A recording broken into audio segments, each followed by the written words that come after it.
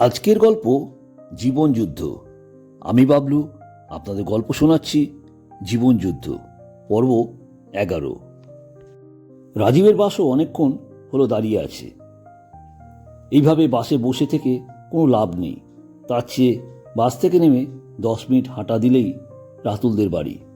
তাই রাজীব বাস থেকে নেমে হাঁটা শুরু করে।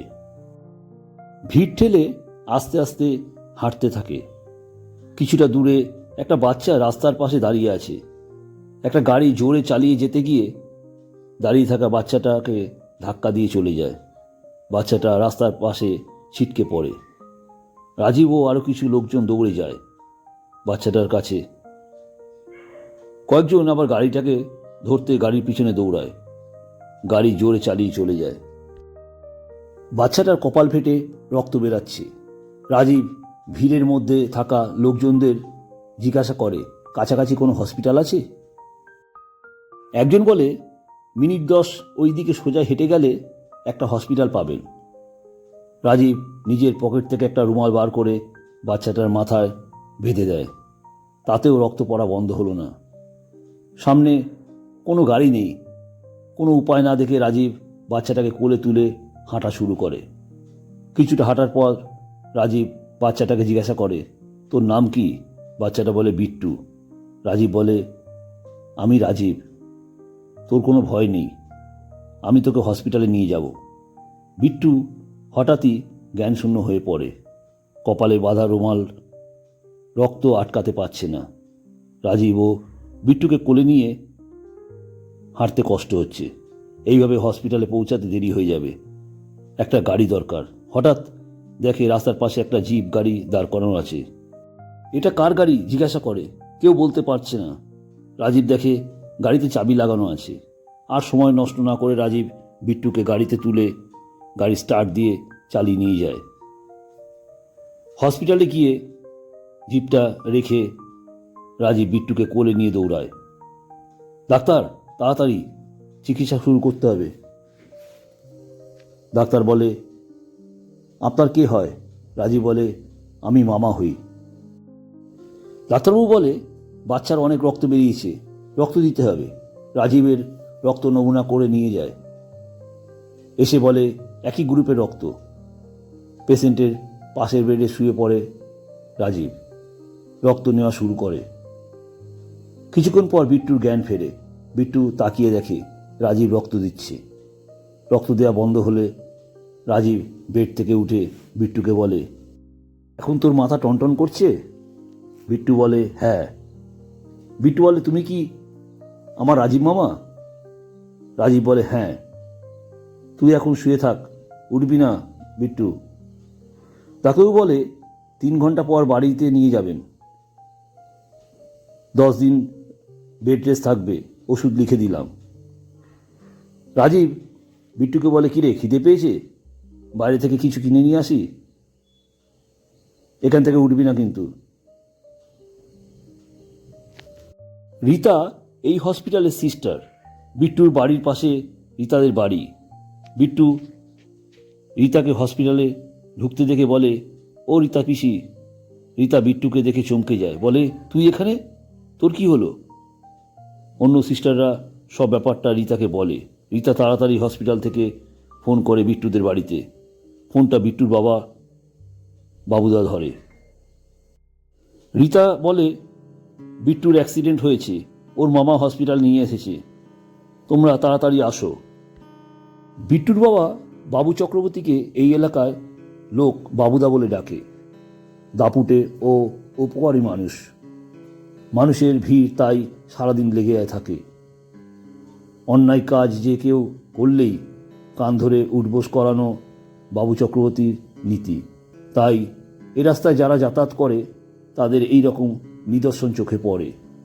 স্কুল, কলেজ বা হসপিটাল যেখানে হোক, বাবু চক্রবর্তীর একটা চিঠি, লাখ টাকার মূল্য। তাছাড়া সাহায্য, দান ধ্যান করা ইত্যাদি। বিপদে পড়া মানুষ এর একমাত্র জলজান্ত ভগবান, আর বদমাশদের কাছে ভূত দেখার সমান। বাবু চক্রবর্তীর বাবা স্বর্গীয় মৃদুল চক্রবর্তী লোকের বাড়িতে পুজো পাঠ করত। এলাকায় সুনামও ছিল। মৃদুল চক্রবর্তীর মৃত্যুর পর ছেলে বাবু চক্রবর্তী নিজের জমিতে ঘর করে অনেক মানুষকে বিনা পয়সা থাকতে দেয়। তাই থেকে এ পাড়ার নাম চক্রবর্তী পাড়া। বাবু চক্রবর্তীর স্ত্রী প্রতিমা ও ছোট 8 বছরের ছেলে বিট্টুকে নিয়ে তাদের সংসার। প্রতিমা প্রতি সপ্তাহে মধ্যমগ্রামের হাটে আসে 1 সপ্তাহ বাজার করতে। আজও প্রতিমা বিট্টুকে নিয়ে জিপ গাড়িতে করে হাটে এসেছিল। বাজার করতে করতে হঠাৎ বিট্টুকে খুঁজে পাচ্ছে না, সঙ্গে আনা জিপ গাড়িটাও। কেউ বলতে পারে না। বাড়ি গিয়ে প্রতিমা কান্নাকাটি করতে থাকে। রীতার কাছ থেকে খবরটা পেয়ে বাবুদা ও প্রতিমা তাড়াতাড়ি বেরিয়ে পড়ে। সঙ্গে গোটা 20 ছেলে হাসপাতালে আসে।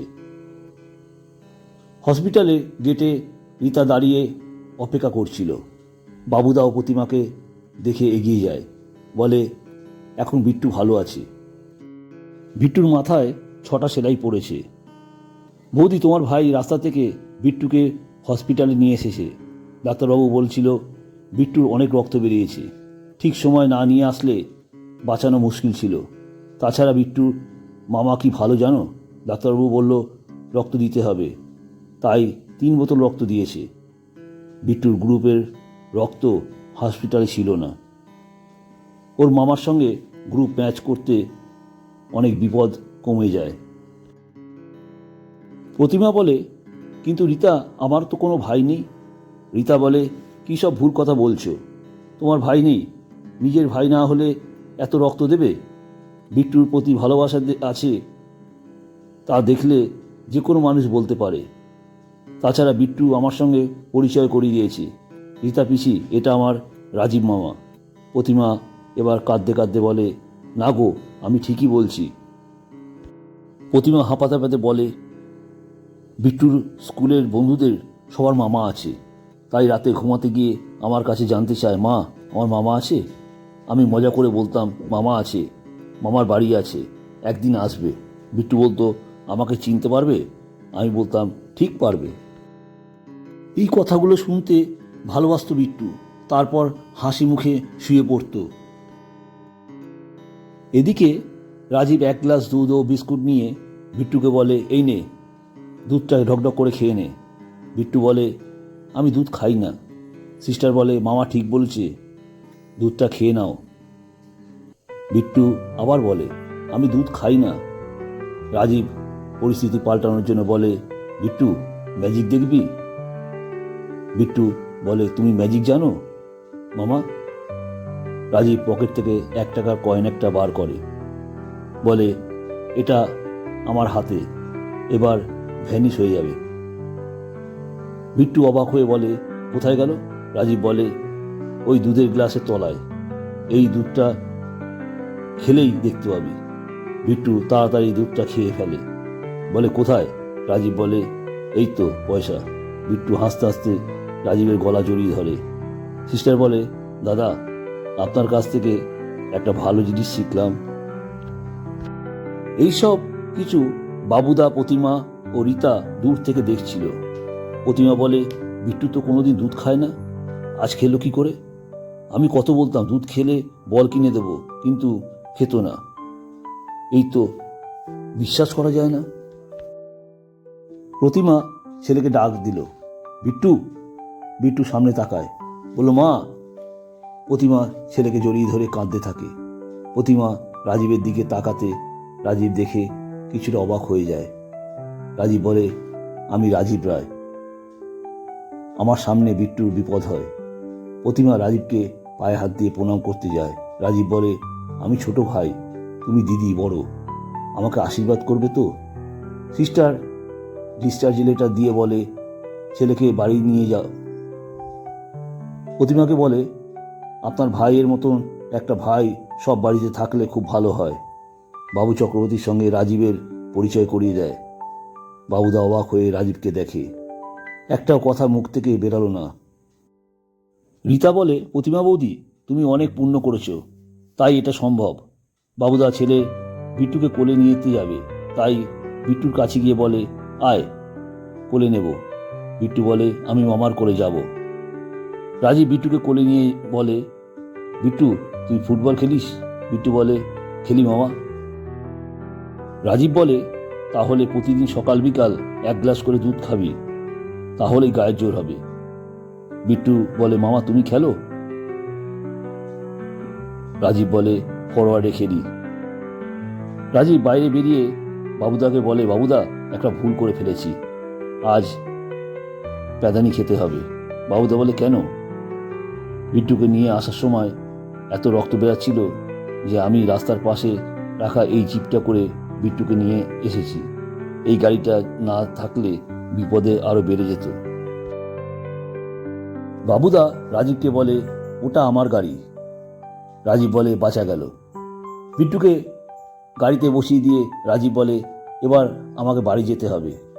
বাবুদা রাজীবকে জড়িয়ে ধরে, ভাই তুমি আমাকে চেনো না, কিন্তু এত বড় উপকার করলে।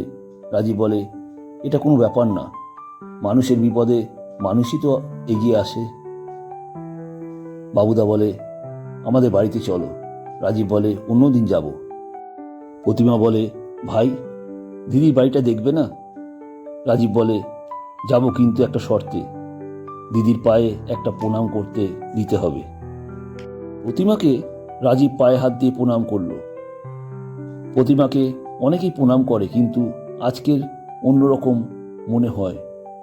প্রতিমা রাজীবের মাথায় হাত দিয়ে আশীর্বাদ দেয়, তোমার আশা পূর্ণ হোক, মাথা উঁচু করে বেঁচে থাকো। বিট্টু বলে, মামা আমার পাশে বসো। রাজীব বাবুদার পরিবারের সঙ্গে ওদের বাড়িতে পৌঁছায়। রাজীব বলে, আর কিছুটা গেলেই আমার বন্ধুর বাড়ি, আজ ওর বাড়িতেই যাবার কথা ছিল। এর মধ্যেই প্রতিমা লুচি আলুর দম নিয়ে আসে, রাজীবকে দেয়। রাজীব বলে, কাঁচা লঙ্কা আছে তো? খিদেটা ভালোই পেয়েছিল।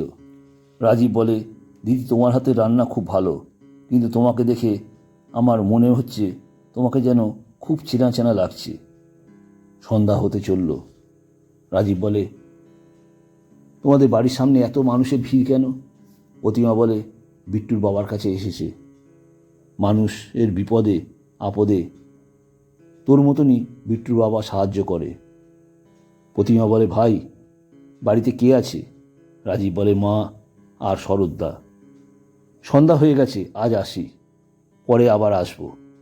রাজীব বেরিয়ে যাওয়ার পর বাবুদা আর প্রতিমা ভাবুক হয়ে পড়ে।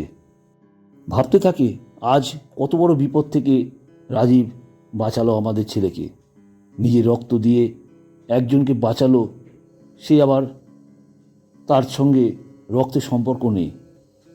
আমাদের রক্ত দিয়েও এই রাজীবের ঋণ কোনোদিন শোধ করা যাবে না। কিছুক্ষণ পর প্রতিমা বলে ওঠে, আরে ভাই কোথায় থাকে সেটা তো জানা হলো না, বাড়ির ঠিকানা নেওয়া হলো না। বাবুদা বলে, আমিও জিজ্ঞাসা করিনি। এবার প্রতিমা খুব কাঁদতে থাকে, বলে, ঠাকুর আমাদের মনের কষ্ট দূর করতে একটা ভাই দিলে, সে বিট্টুর প্রাণ বাঁচালো, বিট্টুর রক্ত ভাইয়ের রক্ত মিলে গেল। যে ছেলে কোনোদিন দুধ খায় না, সেই ছেলে ভাইয়ের কথা শুনে দুধ খেয়ে নিল। তোমার কোলে না উঠে বিট্টু ভাইয়ের কোলে উঠল, তুমি তাকে ছেড়ে দিলে। নমস্কার, আমার গল্প আপনাদের কেমন লাগছে আপনার মতামত জানাবেন। এই গল্পের পরবর্তী অংশ শুনতে চান তাহলে অবশ্যই এই ভিডিওটিকে একটা লাইক দিয়ে গল্পের ডায়েরি চ্যানেলটিকে সাবস্ক্রাইব করে পাশে থাকা বেল আইকনটি ক্লিক করবেন। যখনই আমি নতুন কোনো ভিডিও আপলোড করব সবার আগে আপনাদের কাছে নোটিফিকেশন পৌঁছে যাবে। আপনাদের মূল্যবান সময় আমাকে দেওয়ার জন্য অনেক ধন্যবাদ।